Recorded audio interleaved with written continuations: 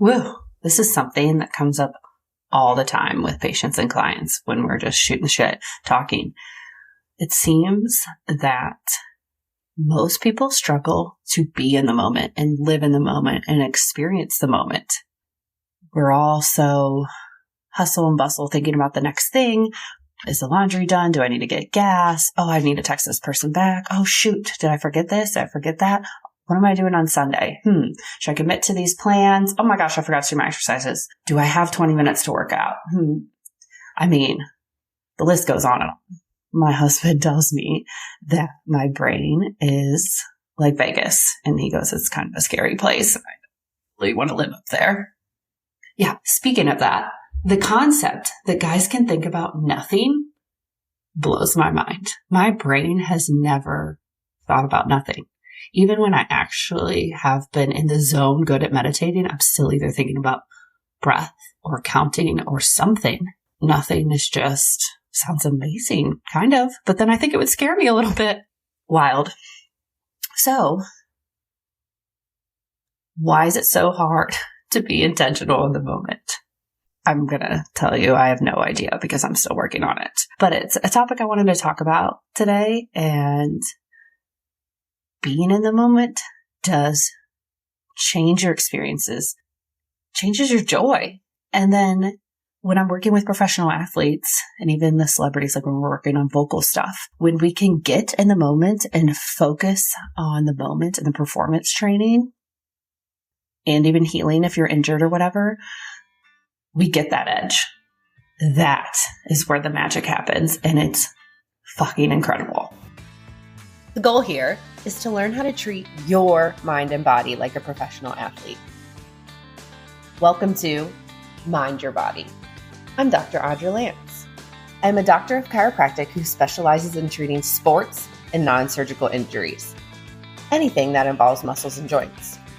I treat big-name celebrities and professional athletes.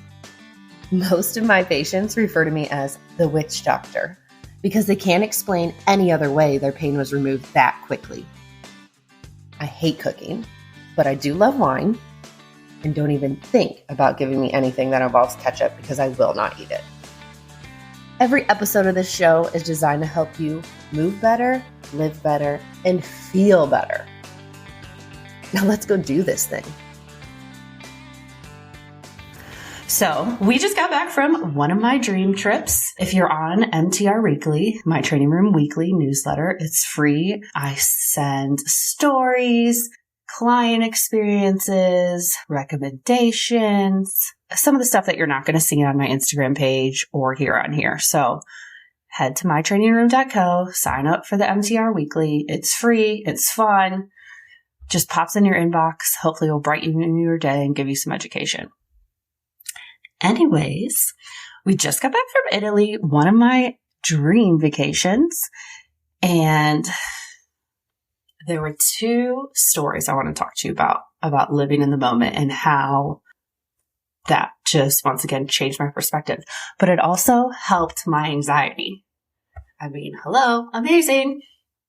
If you're following the trip a little bit on Instagram, I took a survey asking if you wanted to hear the biking story. It was a resounding yes. So we're going to start with that one.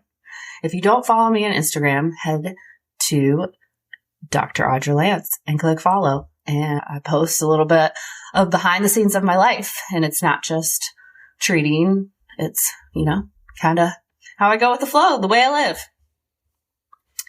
So the biking story.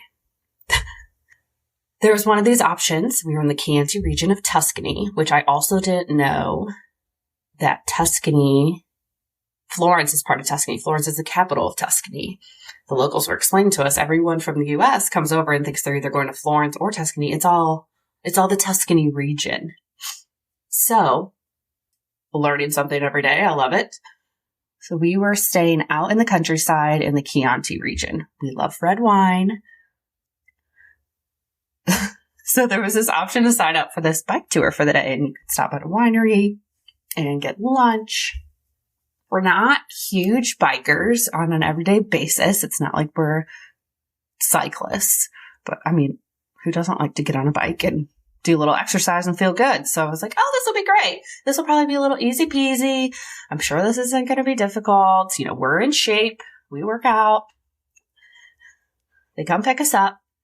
The guy comes in, super kind, super nice, but he's wearing essentially like, I've worked with Team USA, and it looked like the cyclist outfit, Team USA, but Team Italy. And I'm like, uh-oh. And my husband goes, what'd you get us into? Oh my God.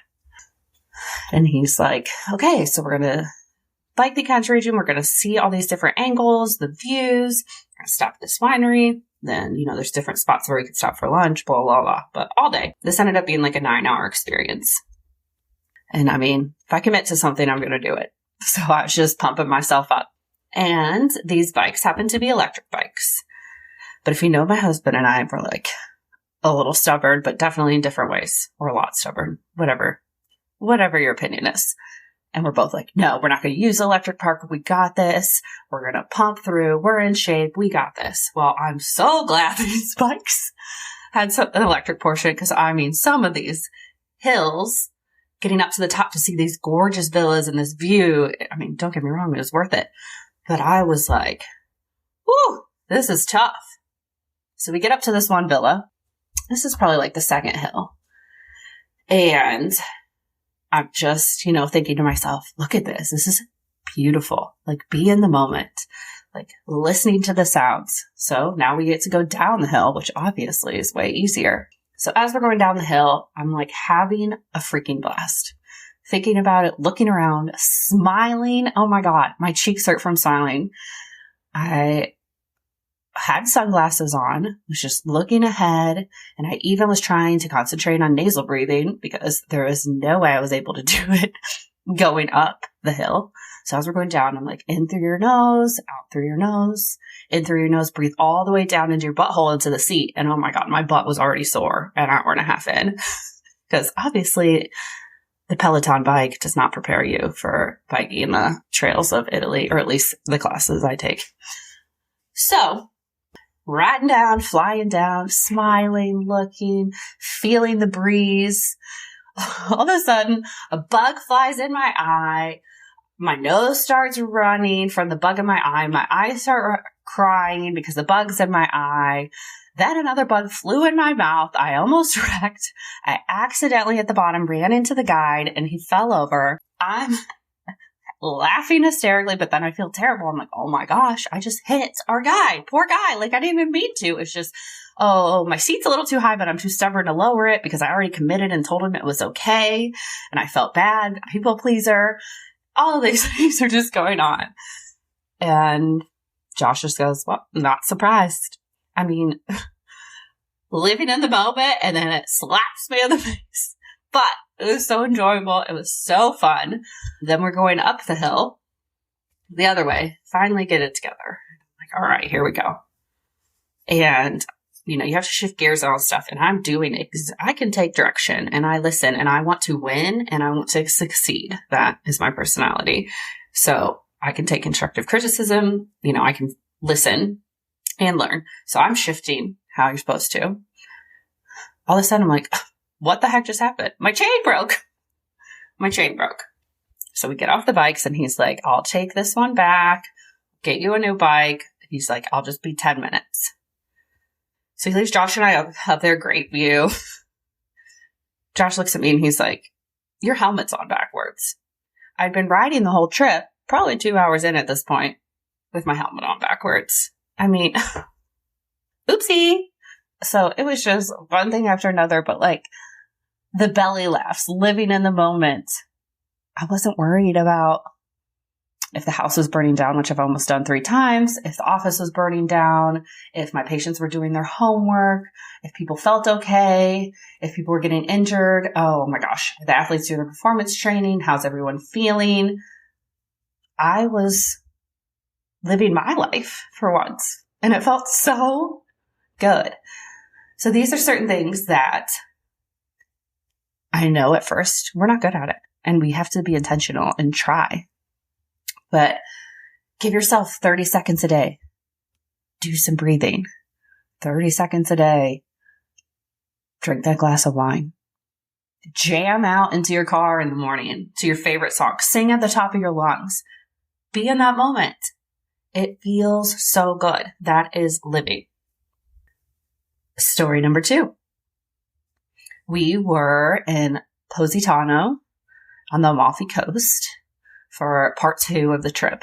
Incredible, beautiful. It was a little rainy, so some of our day's itinerary and what we thought we were going to do changed. But we had a cooking class, which obviously was more for Josh than me because I don't like cooking, and I was going for the wine and to eat the finished product.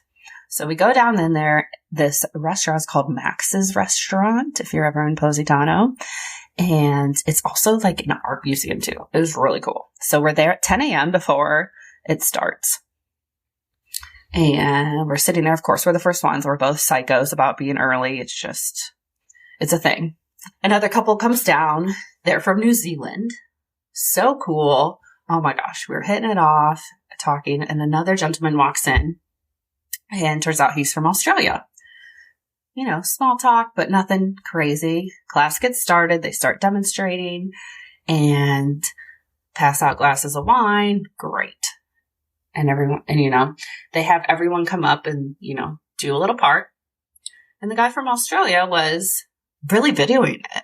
And I was just very intrigued. Like, wow, he's really going to go home and try all these recipes.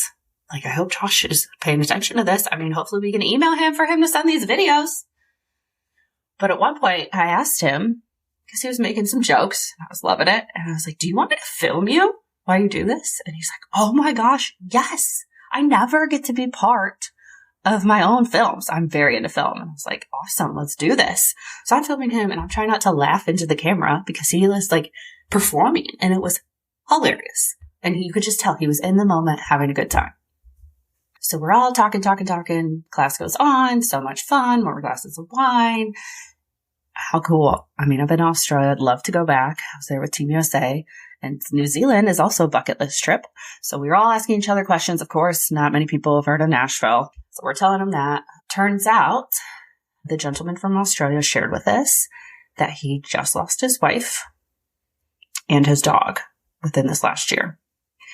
Him and his wife were talking about going on this trip, and he decided, I'm going to cry just talking about it. He decided he should still honor that and go and experience it. And in that moment, of course, I'm sitting there trying not to bawl, but in my heart, in my head, I'm like, Audra, he doesn't need you to cry. Like, he needs you to be like, he's just trying to talk. Like, that's the last thing you need to do. So he's talking and going on. And we just thought it was so cool. We're just laughing, cracking jokes. Turns out he's a huge filmmaker in Australia and has done these famous movies. Of course, when he's telling us this, Josh is like, oh my God. And me, I don't even know movies, and I don't really know who people are unless I treat you. I'm just terrible with that stuff. He looked at me, he's like, have you seen this movie? Or I don't know. And I was like, of course not. And if I have, I probably forgot it, unless it's like a romantic comedy or a comedy. And even those I forget too. But it was just really cool that he was going to Florence to meet up with this group who did singing and filmmaking. And it was just so cool to see him seizing the opportunity. Also in that class, the New Zealand couple, she owned her own business. And so her and I were just chatting away about the difficulties and the highlights. And she was asking my advice on a couple things. I was asking her advice, and it was amazing. And towards the end of the class, she told me that she had a brain tumor last year. She was at the beach, and all of a sudden she had a seizure. Turns out she had a meningioma the size of her fist. She pulls up the scans, was telling me everything. She's okay. They got it. But once again, they're like, we talk about all these trips or talk about all these things we want to do. We're doing them. So they were going around Italy for a month. But if you're leaving Australia or New Zealand, it takes forever to get anywhere. Anyone you meet from there tells you that. So once again, someone else is there purposely living in the moment. I also was like, I'm always working. It's so great. It's so wonderful. And it just made me, I was telling the other docs in the office this story earlier this week, and I was like, that just shows, like, if you love what you do, it doesn't feel like work ever, and you're kind of always doing it. Work-life balance, I mean, it's kind of all one if you shift it into one, especially if you're living in the moment. So it's just really cool and such a learning experience and so therapeutic. So we eat so many things. I was actually able to kind of put some things together, which was fun. And they didn't taste like vomit. So success. We leave. My husband and I go down to the water, go for a walk and stuff. And then we were like, let's have some wine. And we all exchanged numbers and emails, which was so cool. And so we ended up texting the gentleman from Australia and said, hey, do you want to join us? He comes down, joins us. We just talk. I mean, it's some of the deepest conversations with a stranger, and we felt like we knew each other forever. And that was incredible. I don't know about you, but I'm over all the superficial fluff talk. Like, if we're going to talk, if we're going to hang, if you're going to be in my office, whatever, let's talk. Like, life is short. Let's just be real. We don't need to be fake. Let's be real. Then that helps you and be in the moment, have less anxiety. Magic. So then after we have those conversations, we get on up and we had dinner reservations. And my husband's like, do you want to go with us? And he goes, I don't want to ruin like a romantic, And we're like, we're together over here like 11 days. It's fine. Like, please come. We would love for you to join us. We have one of the best dinners over there, laughing. It was also such therapy. My husband's father passed away this past year. So they were both able to talk about their recent different experiences in grief. And they both had different perspectives on the death. Like, they wish they would have done this, but then the other person actually did that and wish they would have done the other thing. And it was just so, I don't know, beautiful, magical, healing to see them be able to collaborate and have that conversation and just breathe and just not let it go, but kind of, it's okay. You just never know who you're going to meet, what someone's going through. I mean, all the time, I don't care if it's someone in the grocery store, the barista, someone at the gas station, someone that cut you off in traffic. You have no idea what's going on in that person's life or what news they just found out or what happened. I think we all need to try to give each other a little bit more grace and breath and just try to live in the moment. So, how do you apply this to everyday life? What can you do every day? It sounds easy, but I mean, even for me, I go to do it. I'm like, this is hard. Well, you need to be intentional. If you're having dinner with a friend, put your phone away. If you are working in a meeting, put your phone away. Be there. Be in that moment, because you don't know what is going to happen when you're actually fully present.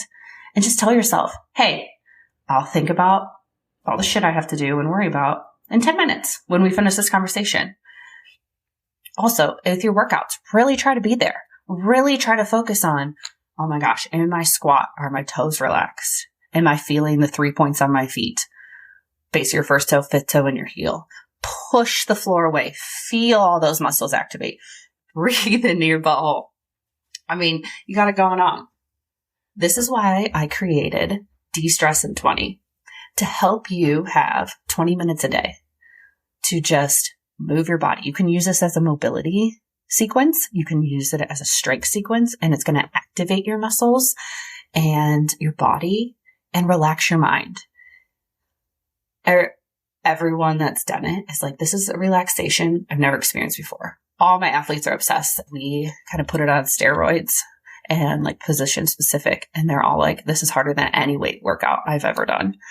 You can make it like that, but you can also make it as easy as you want, or just hold the positions and really focus on your breathing. I do that for a relaxation thing at night.